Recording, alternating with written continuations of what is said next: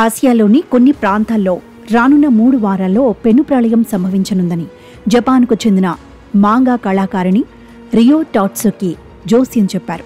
అయితే బాబా వంగా చెప్పిన అనేక మాటలు నిజమైన విషయం అందరికీ తెలిసిందే.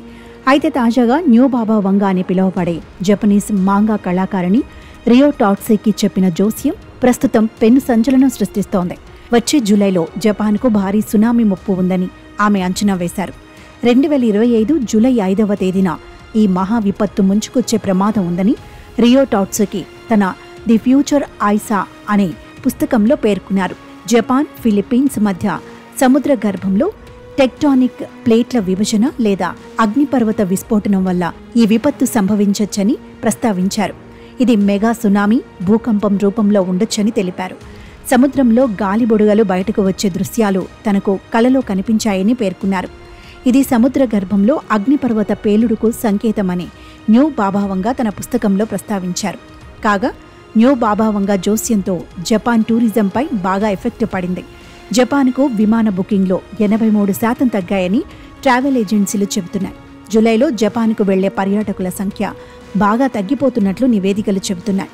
జపాన్ టూరిజం బుకింగ్స్లోనూ భారీ కోత కనిపిస్తున్నట్లు తెలుస్తోంది.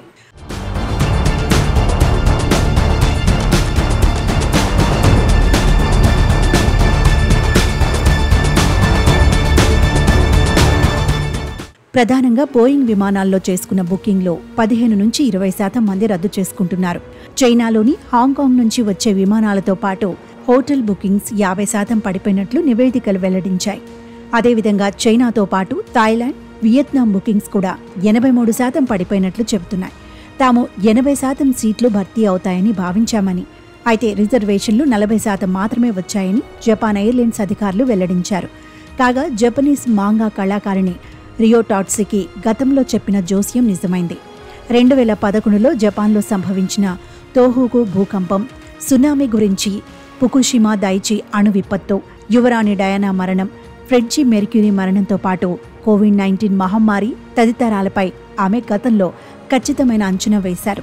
ఈమె జోస్యానికి ఎలాంటి శాస్త్రీయ ఆధారాలు లేకపోయినా ప్రజలు ఆమె చెప్పే మాటలను బాగా విశ్వసిస్తున్నారు. మరోవైపు 2030లో కోవిడ్ మహమ్మారి మళ్లీ అటాక్ చేస్తుందని, ఈసారి దాని ప్రభావం మరింత ప్రాణాంతకంగా ఉంటుందని రియో టాట్సుకి పేర్కొన్నారు.